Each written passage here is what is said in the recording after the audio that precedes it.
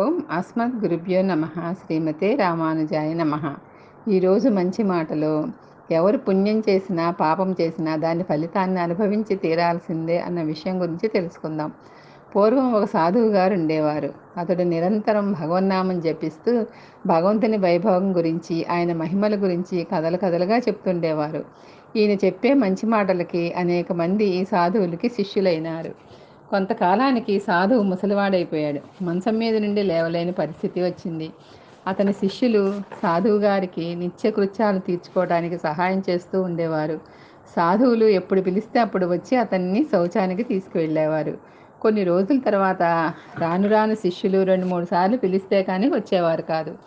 సాధువు చాలా బాధపడేవాడు. మంచాన పడి ఉన్న నన్ను భగవంతుడు ఎప్పుడు తీసుకుపోతాడో, త్వరగా నన్ను తీసుకుపోతే బాగుండును, ఇక్కడ నరకం భరాయించలేకపోతున్నాను అనుకుంటూ, భగవంతుడా, నన్ను ఎప్పుడు ఈ సంసార బంధం నుండి విడుదల చేస్తావు, నన్ను నీ దగ్గరికి త్వరగా తీసుకుపో నాయనా అని అంత బాధలోనూ భగవన్నామం మర్చిపోకుండా నిరంతరం జపిస్తూ ఉన్నాడు. కొన్ని రోజులైనాక సాధువు ఎప్పుడు పిలిస్తే అప్పుడు ఒక బాలకుడు వచ్చి సాధువుకి సపర్యలు చేసేవాడు. అతని స్పర్శ చాలా హాయిగా, మృదువుగా, ఆహ్లాదంగా ఉండేది.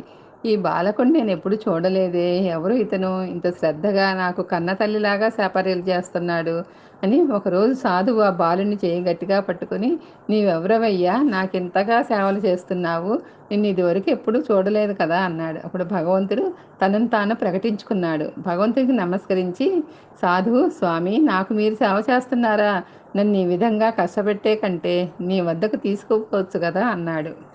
దానికి భగవంతుడు, నీవు చేసుకున్న కర్మఫలం ఇంకా మిగిలి ఉంది, అది పూర్తిగా తీరే వరకు నీవు కష్టాలు అనుభవించాలని సమాధానం ఇచ్చాడు. దానికి సాధువు, స్వామి, మీరు తలుచుకుంటే నా కర్మఫలం కూడా తొలగించవచ్చును కదా అంటాడు.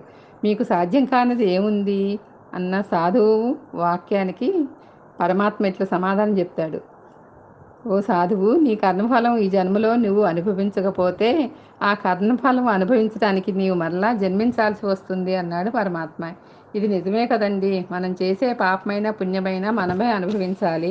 నిరంతరం భగవన్నామస్మరణ చేస్తూ ఉంటే గొడ్డలతో పోయే దెబ్బలు గోడుతో పోతాయని అంటారు మన పెద్దలు. ఇదే విషయాన్ని వరాహ చర్మ శ్లోకంలో కూడా వరాహస్వామి, నీ శరీరము మనస్సు స్థిరంగా ఉన్నప్పుడే నన్ను స్మరించుకో, ఆఖరి సమయంలో కఫవాత పిత్తాలు అడ్డు వచ్చి నీవు నన్ను స్మరణ చేయలేవు, ఆ సమయంలో నీ బదులుగా నిన్ను ఉద్ధరించడానికి నీ కోసం నేనే స్మరణ చేస్తానంటాడు వరాహమూర్తి.